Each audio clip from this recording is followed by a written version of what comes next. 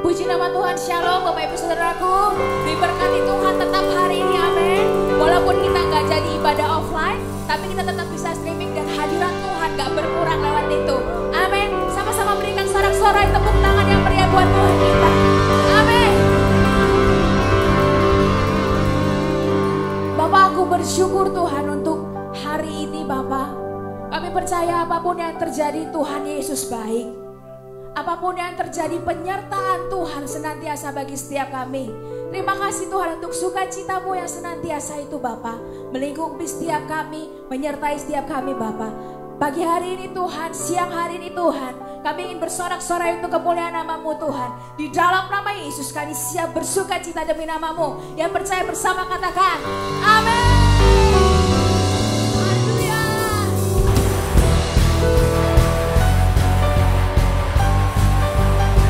Selama-lamanya Engkau baik Tuhan, penyertaan-Mu sempurna, benteng hidup kami Tuhan. Mari bersama katakan, berjalan bersama-Mu, tak akan ku gentar, tak akan ku gentar. Tangan-Mu menopangku, jalani setiap kehidupan kami.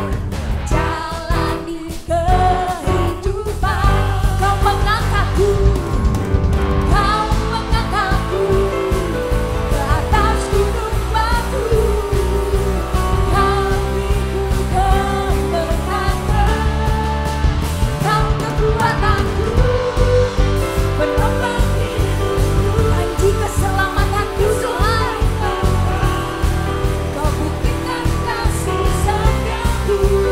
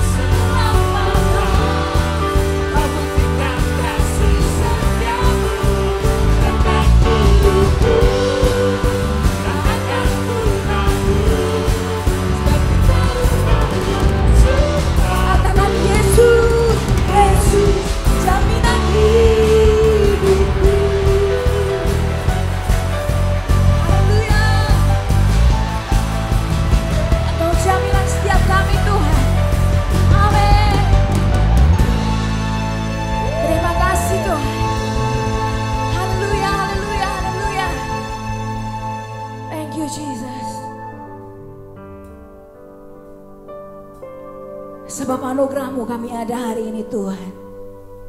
Sebab karena pertolongan-Mu kami hidup hari ini.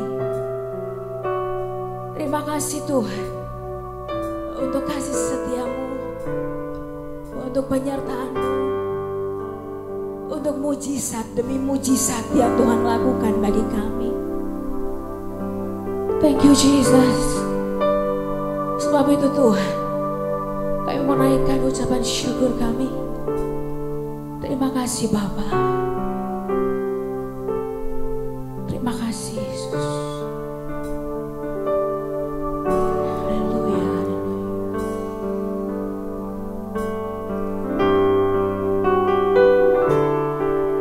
Haleluya Yesus.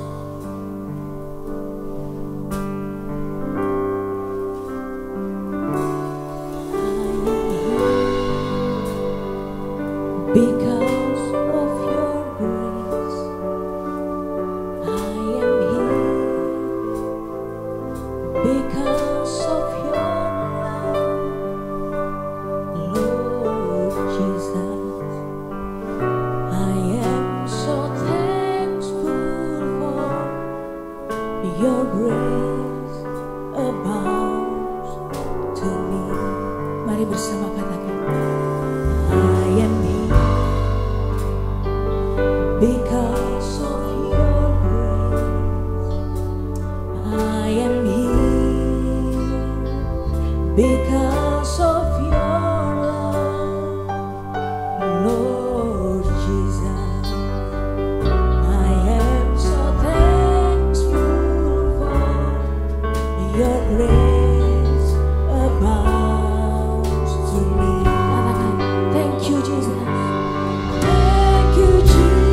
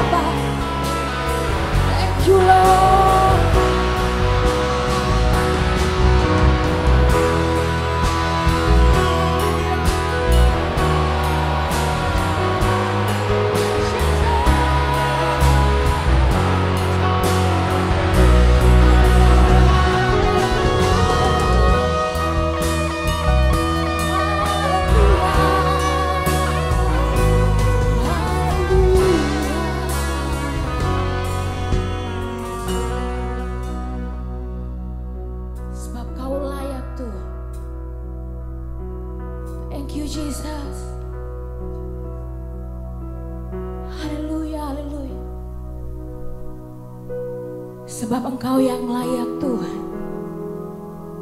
menerima pujian kami, menerima penyembahan kami Tuhan. Thank you Lord.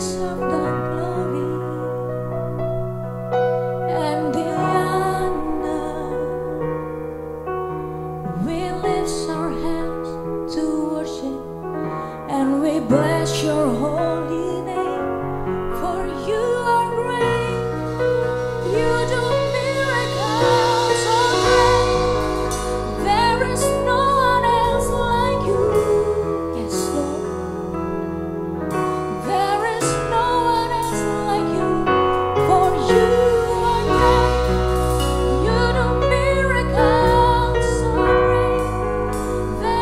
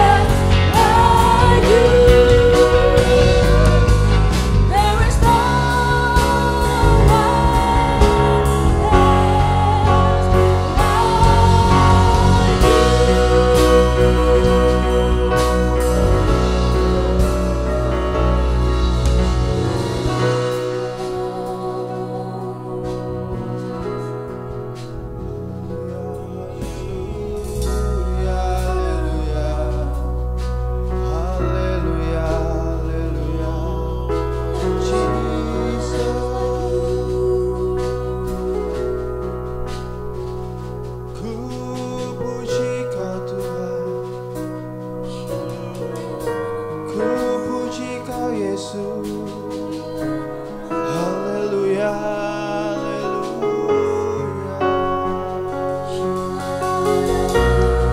Mari dimanapun kita berada pada hari ini, kita datang kepada Tuhan. Kita agungkan Tuhan. Kita sembah Tuhan pada hari ini. Haleluya. Kekudusan-Mu Tuhan, kekudusan-Mu.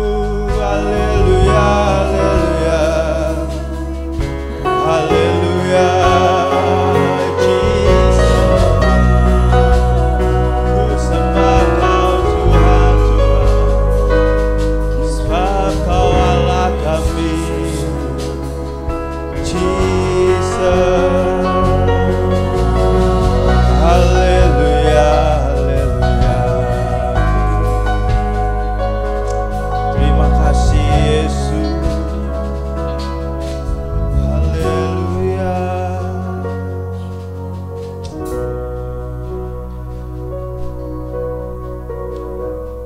Hari ini Tuhan, kami datang di hadirat-Mu. Kami datang Tuhan dengan segala kekurangan kami, tapi kami tahu Tuhan, Engkau bertahta di setiap ujian umat-Mu. Engkau bertahta di setiap ujian kami Tuhan. Pada hari ini Tuhan, kami mau masuk ke dalam sakramen perjamuan kudus. Engkau berkati kami, Engkau berkati kami yang di rumah. Engkau urapi kami Tuhan. Di dalam nama Tuhan Yesus, kami berdoa dan kami mengucap syukur. Semua jemaat yang percaya katakan amin, amin, amin. Puji nama Tuhan. Baik saudara yang ada di rumah, baik saudara yang ada dimanapun saudara berada, persiapkan perangkat sakramen perjamuan kudus kita. Jemaat yang tidak memiliki anggur dan roti perjamuan yang dari gereja, saudara bisa mengambil perangkat perjamuan kudus, menyediakan mungkin bisa minuman soda atau teh, bisa juga biskuit, roti dan apapun. Mari saudara, kita siapkan hati kita, kita akan masuk ke dalam sakramen perjamuan kudus.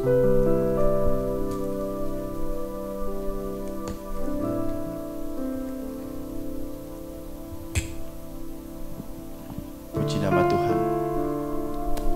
Puji nama Tuhan Yesus. Kalau sudah semua, mari kita angkat roti sebagai lambang dari tubuh Kristus tinggi di atas kepala kita.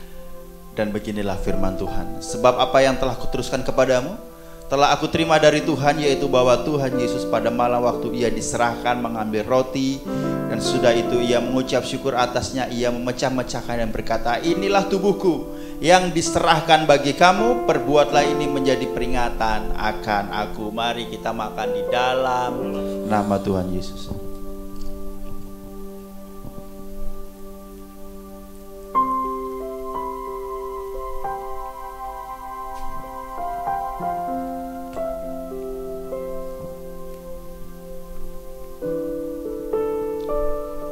Mari kita angkat anggur sebagai lambang dari tubuh Kristus tinggi di atas kepala. Dan beginilah firman Tuhan. Demikian juga yang mengambil cawan sesudah makan, lalu berkata, cawan ini adalah perjanjian baru yang dimeteraikan oleh darahku. Perbuatlah ini setiap kali kamu minumnya, menjadi peringatan akan aku. Sebab setiap kali kamu makan roti ini dan minum cawan ini, kamu memberitakan kematian Tuhan sampai ia datang. Mari kita minum di dalam nama Tuhan Yesus. Mari jemaat, engkau yang di rumah, engkau yang di tempat ini, mari kita sembah Tuhan. Katakan, Tuhan kau baik, engkau mulia. Tuhan terima kasih atas pengorbananmu, terima kasih atas darahmu. Haleluya, haleluya. Terima kasih Tuhan, terima kasih Yesus. Haleluya, haleluya, haleluya. Terima kasih Tuhan, sebab kemurahan-Mu Tuhan. Haleluya, haleluya, haleluya. Jesus, haleluya, haleluya. Terima kasih.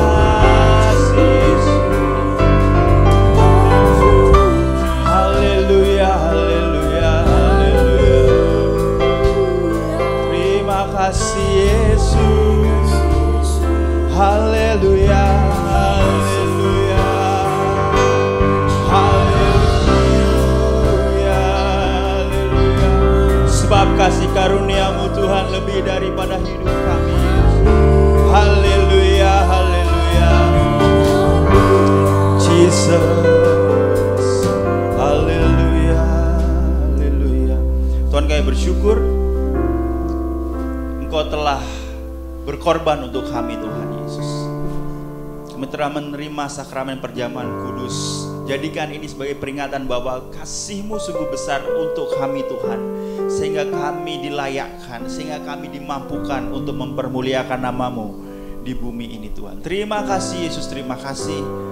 Setelah kami akan mendengarkan sebagian dari firman-Mu. Engkau berkati Pastor Markus yang akan menyampaikan firman Tuhan. Engkau berkati kami semua Yesus, supaya kami memiliki telinga yang mendengar, hati yang terbuka, keinginan untuk dapat melakukan firman Tuhan yang disampaikan. Terima kasih Yesus, Engkau berkati kami.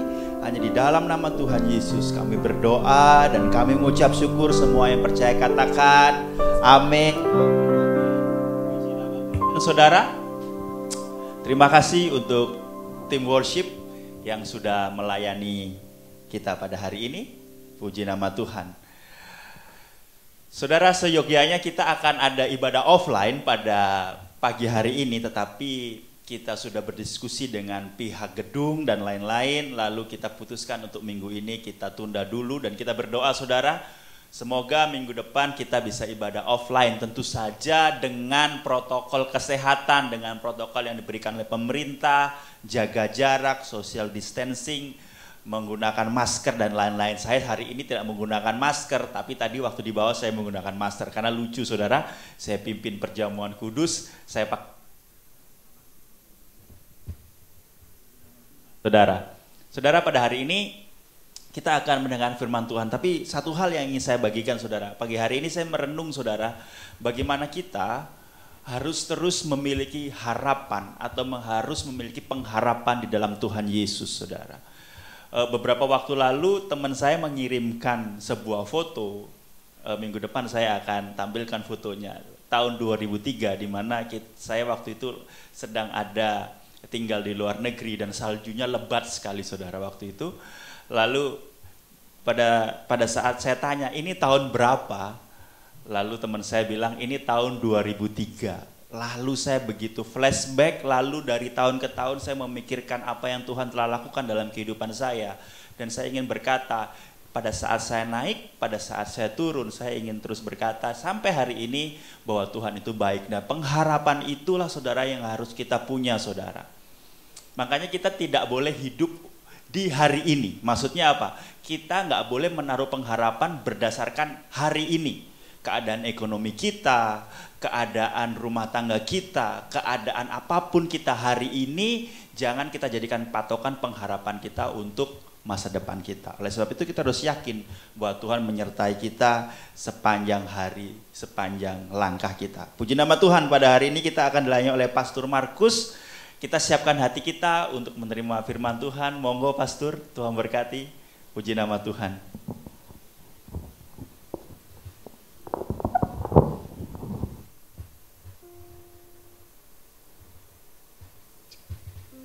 Baik, shalom saudaraku.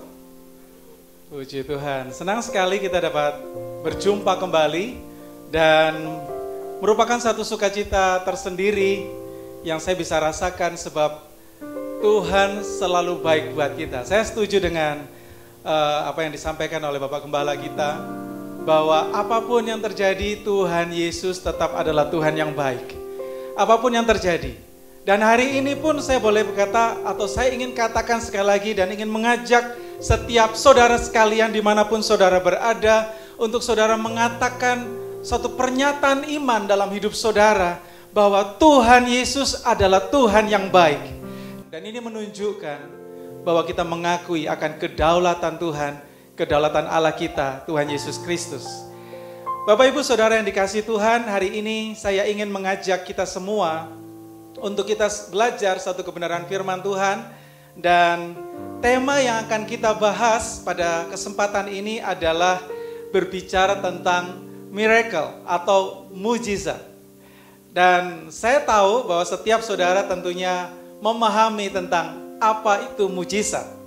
Dan terlepas daripada pemahaman kita yang beragam, kita tetap harus percaya bahwa kehidupan kita tidak akan pernah lepas dari yang disebut mujizat. Sebab percaya ataupun tidak, saudara suka ataupun tidak, ketika saudara hari ini ada di tempat ini, ataupun ketika saudara bisa menyaksikan akan siaran ini, atau kita mengikuti ibadah bersama-sama secara live, maka saudara ini semua karena mujizat Tuhan. Bahkan saya mau katakan bahwa ketika saudara bisa bangun pagi, saudara bisa menghirup udara bebas, saudara bisa mengecap dan menikmati setiap berkat-berkat Tuhan. Sekali lagi saya mau katakan itu adalah mujizat Tuhan. Itulah sebabnya sebenarnya sebagai orang percaya bahwa mujizat Tuhan tidak akan pernah lepas daripada kita. Tapi yang membuat berbeda adalah sikap kita ketika kita meresponi akan mujizat. Itu membuat kita bisa mengucap syukur kepada Tuhan. Sekali lagi saya mau katakan hanya orang yang bisa mengucap syukurlah yang akan senantiasa bisa melihat mujizat.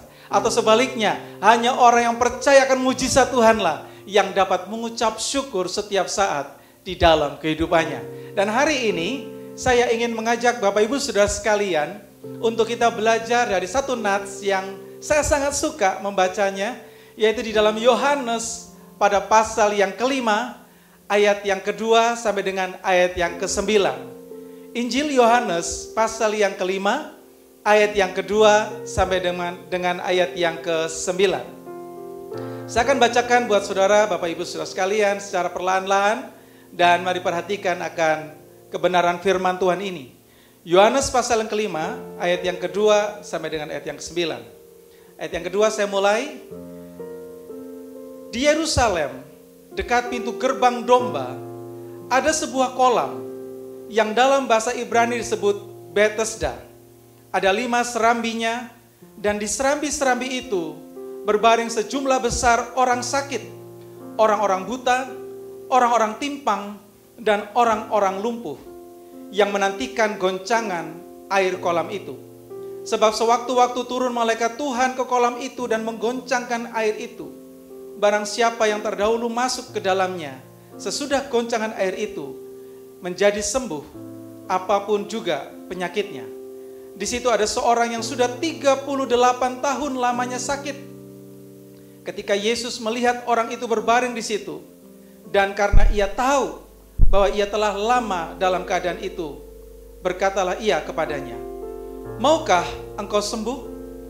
Jawab orang sakit itu kepadanya, "Tuhan, tidak ada orang yang menurunkan aku ke dalam kolam itu apabila air mulai goncang. Dan sementara aku menuju ke kolam itu, orang lain sudah turun mendahului aku." Kata Yesus kepadanya, "Bangunlah, angkatlah tilammu, dan berjalanlah." Dan pada saat itu juga sembuhlah orang itu. Lalu ia mengangkat tilamnya dan berjalan. Tetapi hari itu hari Sabat. Bagi saya ini adalah kisah yang sangat luar biasa sekali, saudaraku. Intinya begini, setiap kali saya membaca firman Tuhan, saya berusaha untuk mengimajinasikan, saudaraku. Saya berusaha mengimajinasikan seolah-olah saya ada di tempat itu, seolah-olah saya bersama-sama dengan orang-orang pada saat itu, dan seolah-olah saya benar-benar ada di tempat itu saat itu. Saya setiap kali membaca firman, saya berusaha untuk melakukan hal yang sama, supaya dengan demikian saya bisa memahami apa yang sebenarnya terjadi. Dan dalam kisah ini, saudaraku, adalah kisah yang sangat luar biasa. Menurut saya lebih daripada sekedar mujizat. Sebab ada sesuatu yang Tuhan ingin nyatakan buat setiap kita, bahwa setiap hari Tuhan sedang merancangkan sesuatu untuk memberikan yang terbaik dalam kehidupan kita. Itulah sebabnya tadi saya sangat setuju dengan istilah bahwa apapun yang terjadi Tuhan tetap baik. Karena mungkin bagi saya pribadi, saudaraku, saya untuk memikirkan untuk berbuat baik buat seseorang, mungkin saya bisa memilih, mungkin si A, si B, si C, kapan ya untuk si A, kapan untuk si B, mungkin saya berpikir seperti itu. Tetapi kalau Tuhan tidak, bukan hampir, tapi setiap hari, setiap saat, setiap detik, Tuhan selalu memikirkan, merancangkan, bahkan berbuat segala sesuatu untuk mendatangkan kebaikan. Itu yang saya percayai. Itulah sebabnya saya sangat yakin dan percaya, Tuhan tidak berbuat baik hanya untuk orang baik. Tuhan berbuat baik bagi siapa ia ingin melakukannya. Dan saya ingin katakan sekali lagi bahwa Tuhan berbuat baik buat semua orang, termasuk saya dan saudara. Bahkan dalam kondisi seperti sekarang, saya tetap percaya bahwa Tuhan tetap melakukan yang terbaik. Saya ingin mengajak saudara untuk melihat ayat yang ke-8 dan ayat yang ke-9. Satu pembacaan firman yang bagi saya merupakan sesuatu yang luar biasa. Sebab apapun jawaban daripada orang yang sakit lumpuh itu, ayat yang ke-8, Tuhan Yesus gak mau pusing. Dia tetap berkata, bangunlah, angkatlah tilammu, dan berjalanlah. Dan ayat yang ke-9 yang paling menarik adalah, pada saat itu juga, detik itu juga, waktu Yesus berkata, saat itu juga, firman Tuhan berkata, orang ini sembuh, saudaraku. Enggak perlu waktu, proses, dan lain sebagainya. Tetapi firman Tuhan katakan dengan jelas, saat itu juga, orang itu sembuh. Saudaraku, siapapun kita, saya yakin bahwa setiap saudara pasti merindukan akan hal ini. Ketika Tuhan Yesus berkata, hari ini langsung jadi. Apapun yang Tuhan Yesus katakan, hari itu juga jadi. Itu pun juga saya rindukan dalam kehidupan saya. Tetapi saudaraku, mari kita lihat bagaimana supaya hal itu bisa terjadi. Setidaknya saya ingin menyampaikan kepada saudara ada 3 poin untuk menunjukkan kepada setiap kita bahwa firman Tuhan ini mengajak kita untuk kita belajar. Bahwa apapun yang Tuhan ingin katakan, kerinduan Tuhan adalah apapun yang Ia katakan terjadi atas hidup kita. Meskipun ada proses untuk kita saat ini, tetapi saya rindu untuk mengajak setiap saudara untuk melihat proses apa yang terjadi.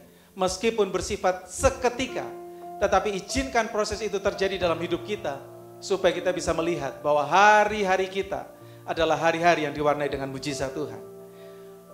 Poin yang pertama yang saya ingin bagikan buat saudara, untuk saudara bisa melihat mujizat terjadi dalam kehidupan saudara. Poin yang pertama adalah, berharaplah hanya kepada Yesus.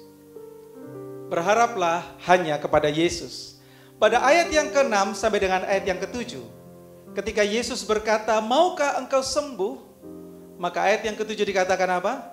Orang lain ini mulai menceritakan tentang sesungguhnya apa yang harus terjadi supaya saya bisa mengalami kesembuhan.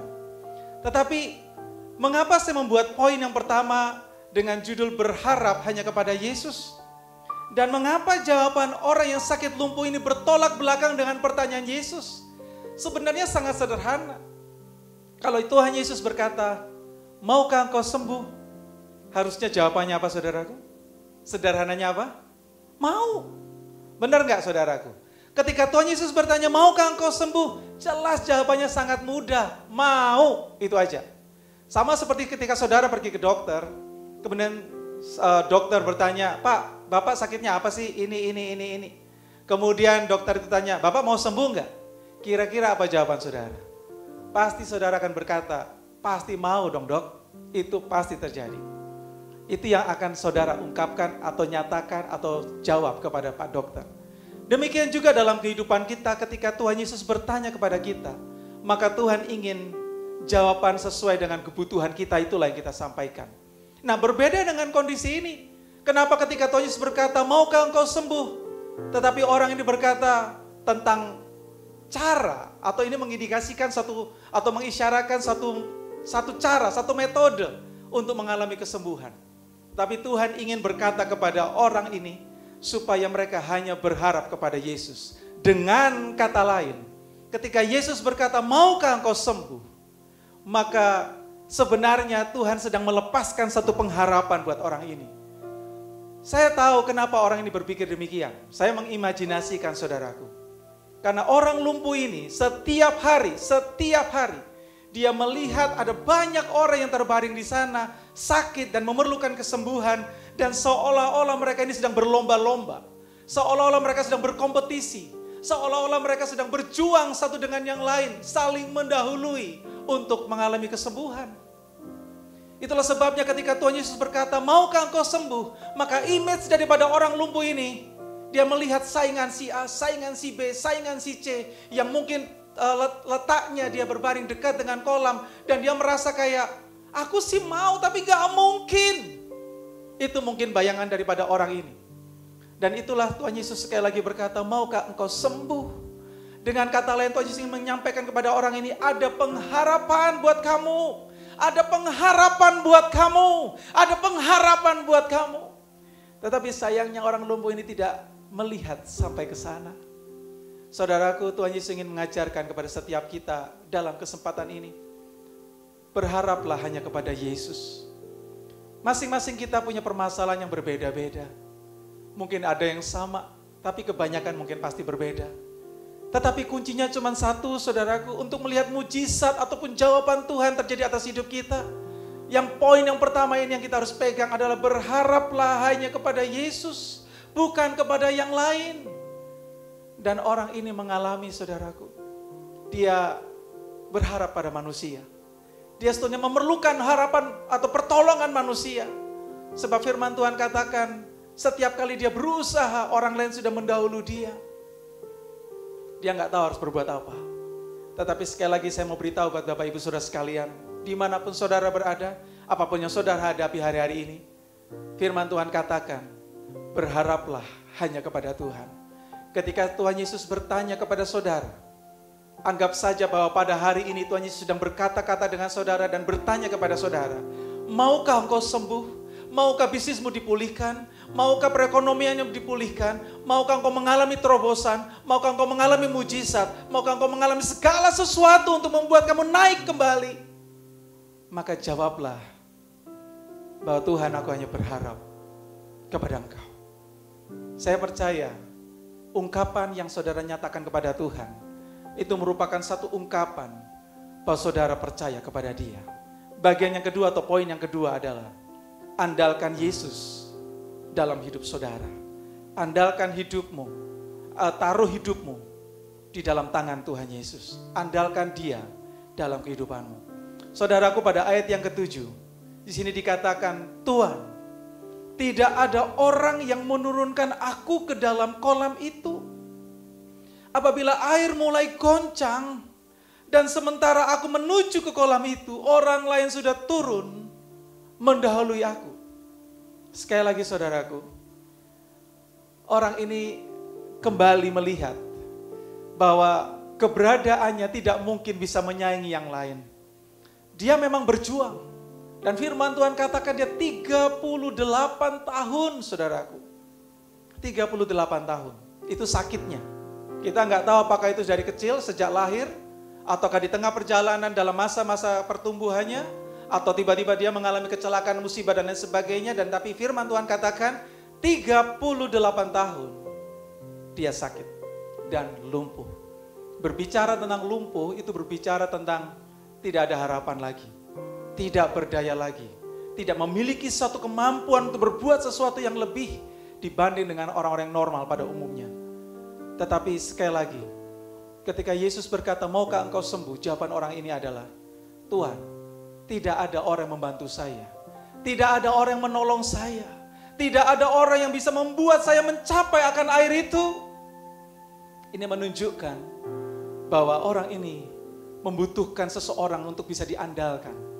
Tetapi kehadiran Yesus pada saat itu, Yesus ingin menunjukkan kepada dia, akulah yang harusnya kamu andalkan. Untuk sekedar saudara tahu bahwa Bethesda dalam bahasa Ibrani memiliki dua arti. Yang pertama adalah rumah anugerah. Tetapi arti yang kedua adalah memalukan.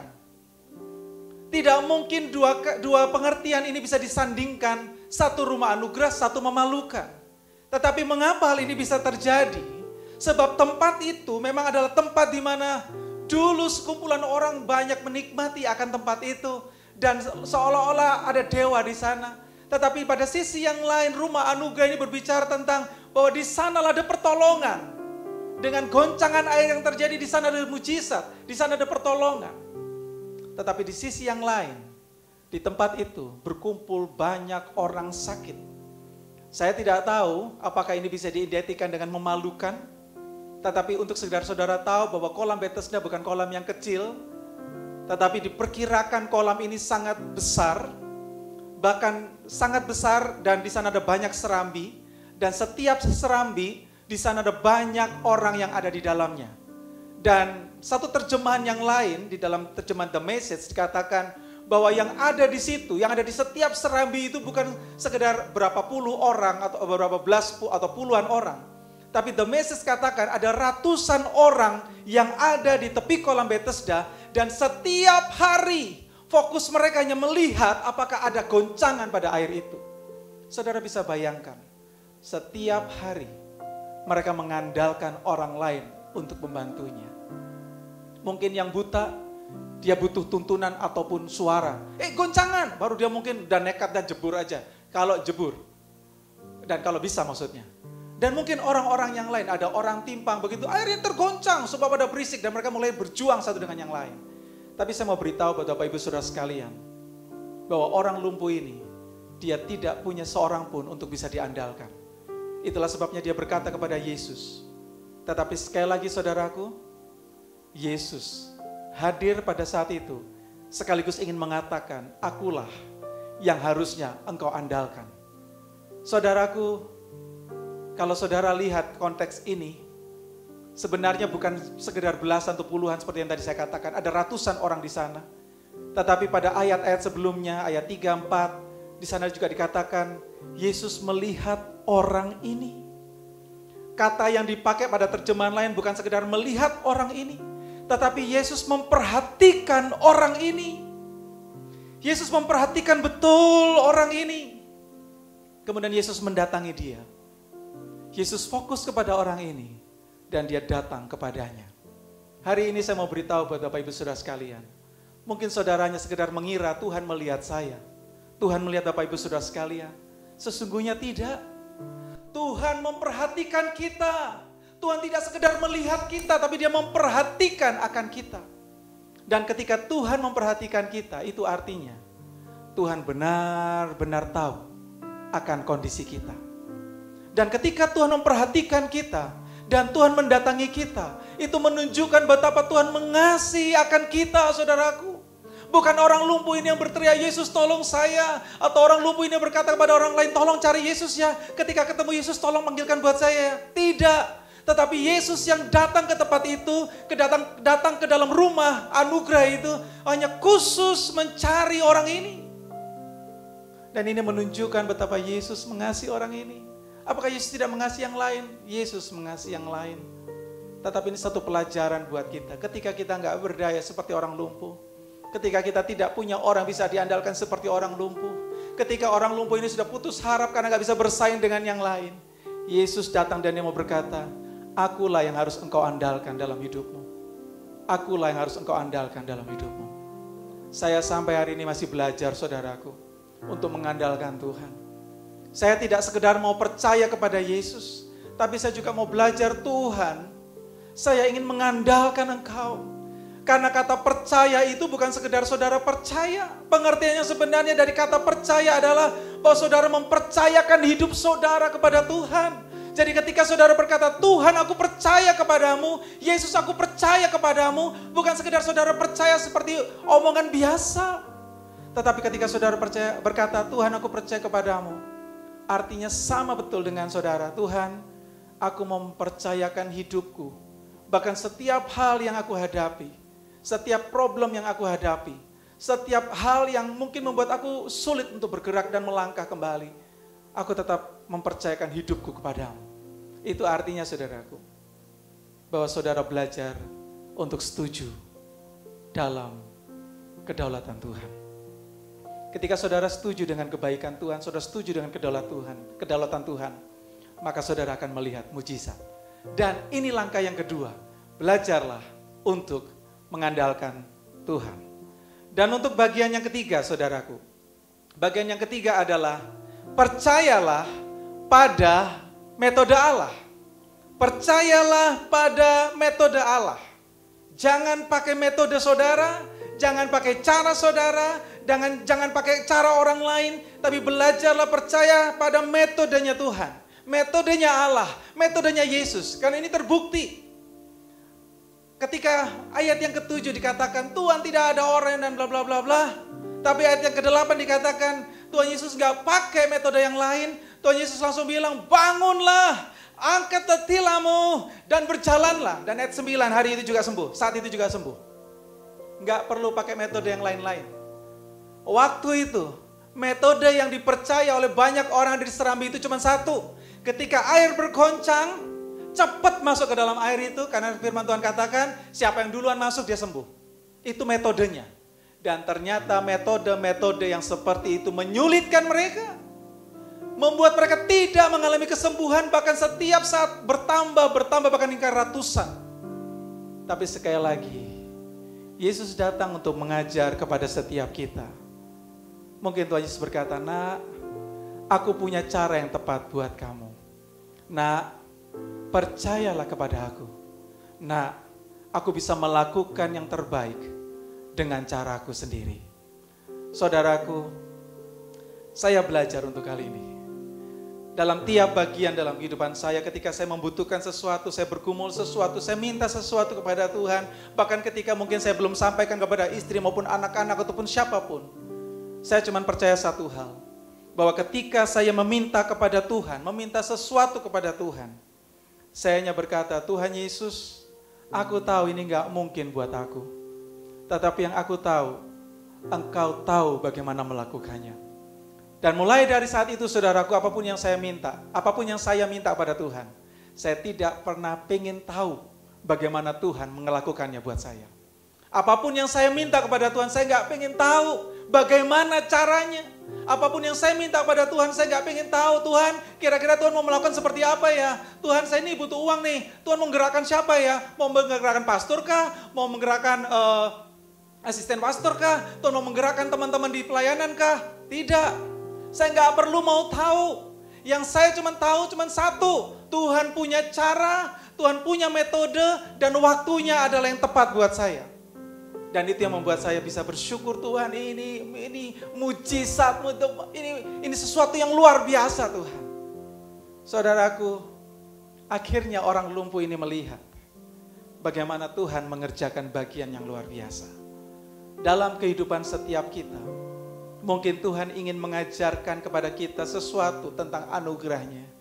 Bukan kita yang mencari Tuhan, tapi Tuhan yang mencari kita. Bukan kita yang memerlukan Tuhan, tetapi Tuhan yang datang ingin menunjukkan kepada kita bahwa sebenarnya tanpa Tuhan, kita nggak bisa berbuat apa-apa. Saudaraku yang dikasihi Tuhan, Tuhan membuat mujizat bukan untuk membuat saudara dan saya tertarik kepada Tuhan. Tidak, saudaraku. Tuhan membuat mujizat buat saya dan saudara. Tuhan melakukan ini dan itu buat saudara. Tuhan menolong saya dan saudara. Bukan untuk membuat supaya kita tertarik kepada Tuhan. Tuhan tidak pernah merancangkan itu buat kita, saudaraku. Tidak pernah ada rumus Tuhan untuk melakukan sesuatu buat kita supaya kemudian kita tertarik kepada Tuhan. Tidak. Tetapi Tuhan melakukan mujizat, Tuhan melakukan sesuatu kepada kita, Tuhan menolong kita hanya dengan satu tujuan, yaitu untuk menunjukkan kepada setiap kita betapa Tuhan mengasihi kita. Itulah sebabnya Tuhan gak perlu izin untuk membuat mujizat kepada saudara dan saya. Tuhan gak perlu izin untuk menolong saudara. Tuhan gak perlu izin untuk membuat yang terbaik buat saudara. Yang Tuhan cuma satu, yaitu aku mengasihimu dan aku ingin melakukan yang terbaik buat kamu. Kamu minta ataupun tidak. Itulah sebabnya saya percaya dengan ungkapan Paulus. Apa yang tidak pernah aku lihat, apa yang tidak pernah aku dengar, apa yang tidak pernah muncul dalam hati, itu yang Tuhan sediakan kepada aku. Apakah karena saudara baik? Tidak. Apakah karena saudara hebat? Tidak juga. Apakah karena saudara sudah melayani Tuhan? Apalagi saudaraku. Semua kebaikan kita itu seperti kain kotor, kata firman Tuhan. Tetapi yang Tuhan lihat, Bapa di surga melihat Yesus yang sudah menebus kita dan melayakkan kita untuk menerima kasih-Nya. Itulah anugerah Tuhan.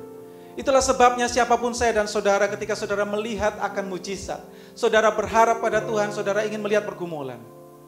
Pergumulan saudara mengalami terobosan. Ingatlah cuma satu. Jangan pernah cari tahu bagaimana Tuhan melakukannya. Sebab Tuhan punya cara dan waktunya adalah waktu yang terbaik.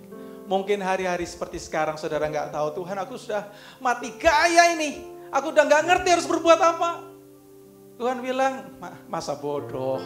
Aku tahu apa yang terbaik untuk aku lakukan kepadamu. Itulah sebabnya saya percaya siapapun saudara, dimanapun saudara berada, Tuhan Yesus mengasihi saudara dan Dia ingin selalu menolong akan saudara.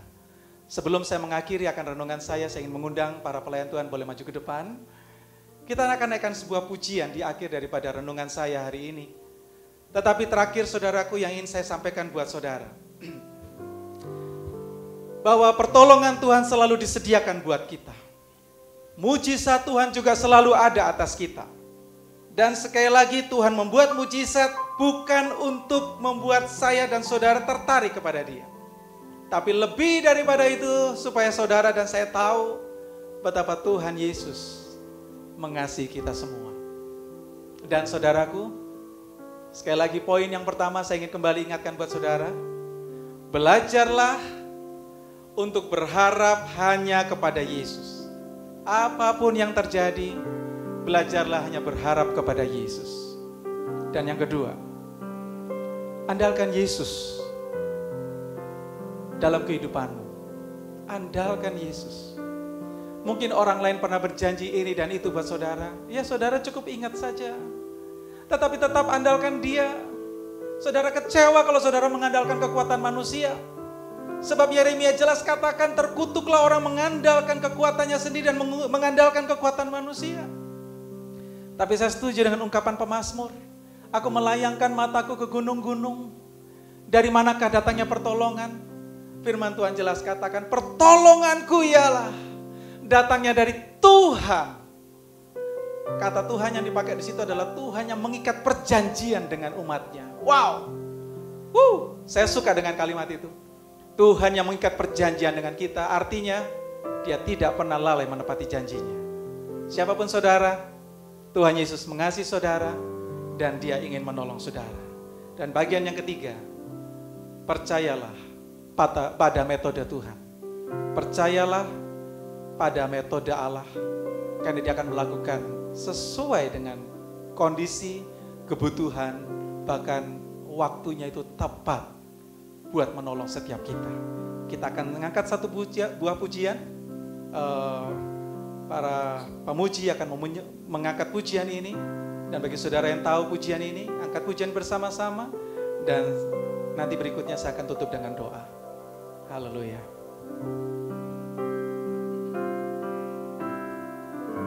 Musim akan selalu berganti, kasih Tuhan tetap abadi,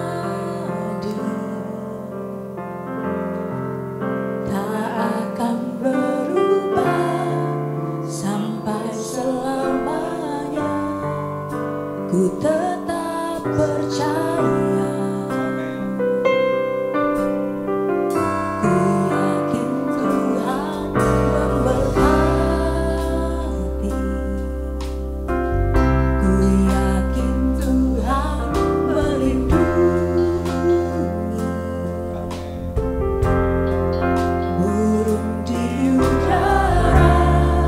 Tuhan pelihara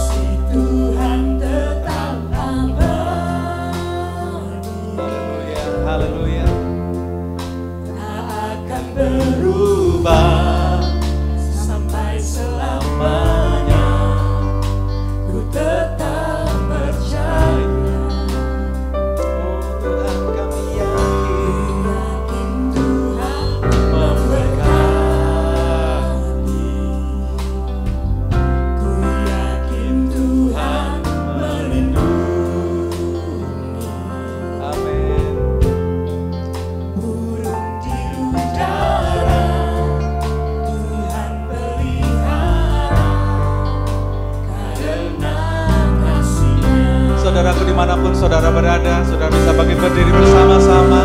Dan mari katakan, hanya Tuhan pertolongan hidup kita, selalu menjaga. Amin. Katakan, sehelai rambutmu tak akan terjatuh.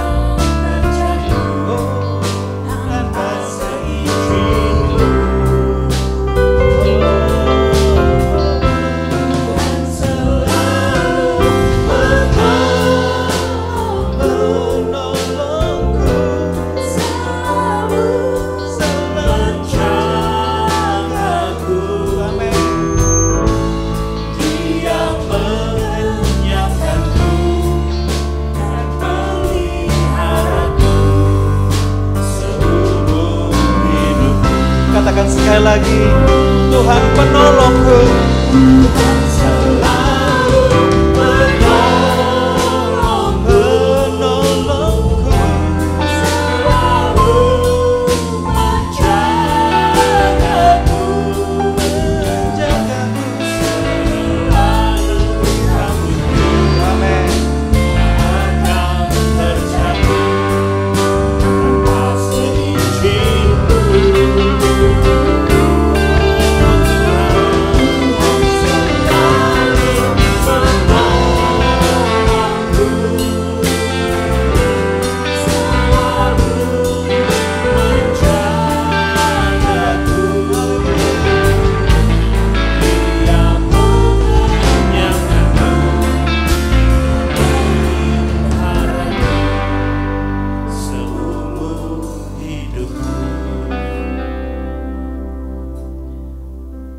Bapa, kami hanya bisa mengucap syukur dan kami berterima kasih Tuhan Yesus, bahwa Engkau selalu ingin melakukan yang terbaik dalam kehidupan kami. Sungguh merupakan satu kebanggaan Tuhan menjadi milik kepunyaan-Mu. Sungguh merupakan kebanggaan menjadi orang yang Kau perhatikan, bahkan Kau tebus, bahkan Kau tetapkan kami, bahkan Kau kuduskan kehidupan kami. Sehingga dengan itu Tuhan kami bisa memanggil Engkau ya Aba, ya Bapa. Bahkan dengan begitu kami bisa berharap hanya kepada-Mu Tuhan. Terima kasih untuk semua mujizat yang Kau lakukan dalam kehidupan kami. Karena kami tahu Tuhan, ketika kami bisa menjadi milik kepunyaan-Mu, ini merupakan mujizat terbesar dalam kehidupan kami. Bahkan lebih besar daripada segala mujizat kesembuhan yang terjadi. Bahkan katakan misalnya tidak terjadi kesembuhan sekalipun, asal kami mendapatkan satu tempat di surga, maka ini adalah mujizat yang terbesar ya Tuhan. Tetapi kami tahu Tuhan Kau mengasihi kami. Tidak mungkin Kau melepaskan kami begitu saja dari tekanan, dari masalah, bahkan dari segala macam musibah, bahkan hal yang bisa membuat kami tersakiti. Karena kami tahu Tuhan Yesus, Engkau mengasihi kami. Itulah sebabnya pada saat ini Tuhan, pada kesempatan ini, kami ingin memberkati sidang jemaat-Mu. Setiap anak-anak-Mu dimanapun mereka berada, Tuhan biarlah anugerah-Mu mengalir atas mereka. Kekuatan supra alam itu terjadi atas mereka. Bahkan kalau ada yang sakit Tuhan Yesus, kami berdoa agar terjadi kesembuhan atas mereka. Bahkan kalau ada di antara mereka yang menghadapi masalah, Tuhan Yesus kami berdoa supaya terjadi terobosan yang luar biasa hari ini. Tuhan kami berdoa supaya setiap jemaat-Mu dimanapun mereka berada, mereka hanya mengandalkan Engkau saja Tuhan. Dan Tuhan, terima kasih untuk hari ini. Kami mengucap syukur untuk kebaikan Tuhan. Demi nama Yesus Kristus, kami mengucap syukur dan berterima kasih untuk kebaikan Tuhan dan untuk kebenaran Tuhan pada hari ini. Dalam nama Yesus kami berdoa. Amin. Silakan duduk Bapak Ibu yang dikasihi Tuhan. Tuhan berkati saudara sekalian.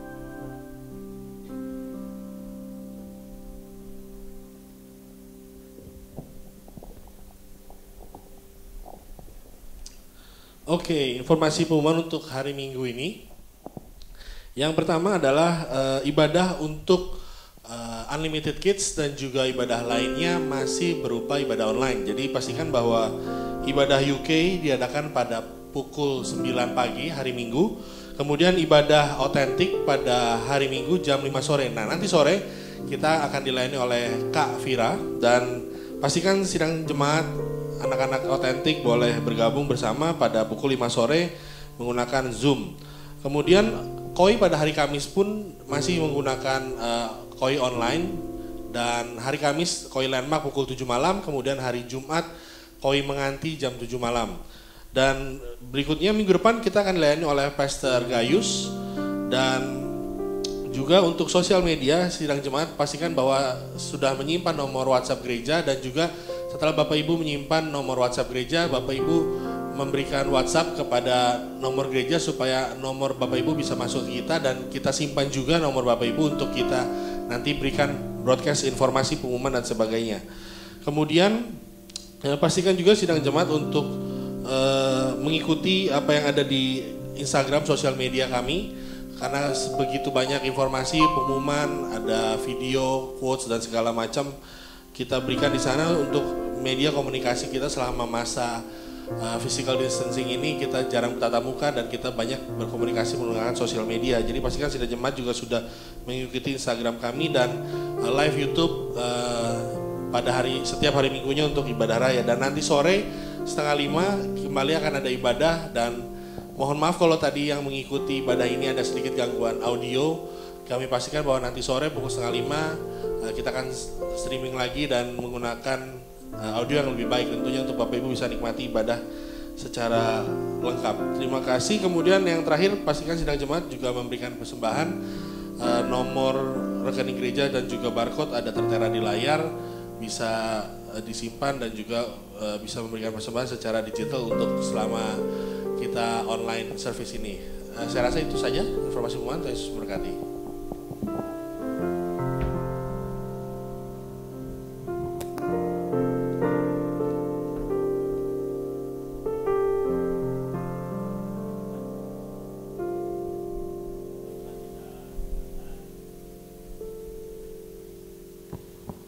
Ya, puji nama Tuhan. Kita akan menutup ibadah kita pada hari ini.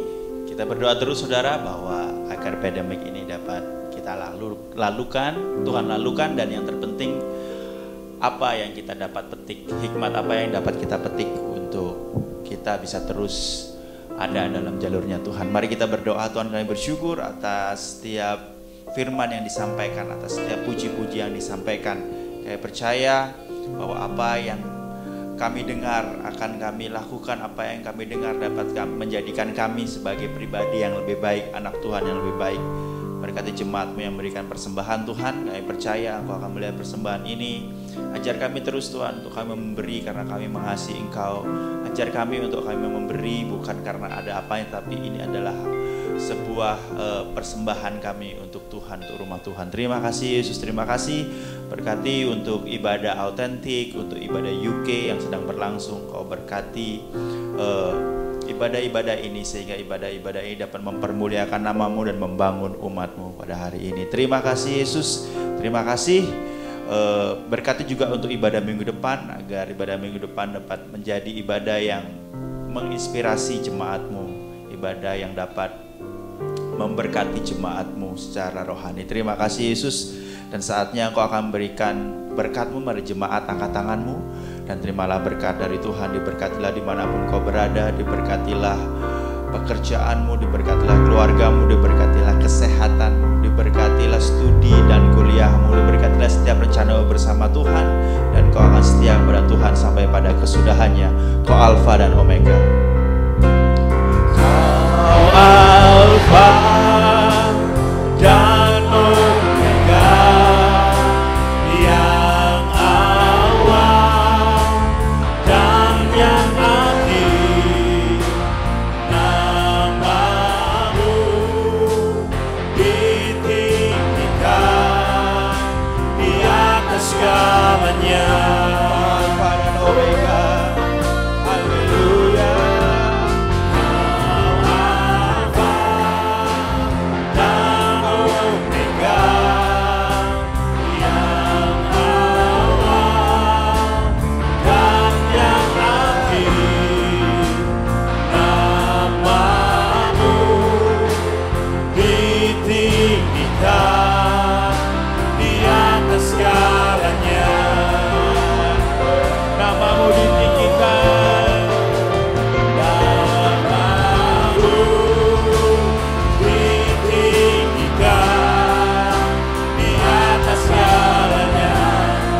Namamu ditinggikan,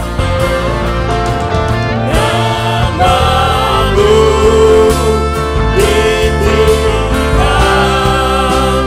atas segalanya. Haleluya, amin, amin, amin. Puji nama Tuhan. Silakan bersatu di susunan. Tuhan Yesus memberkati kita semua. Haleluya, amin, amin.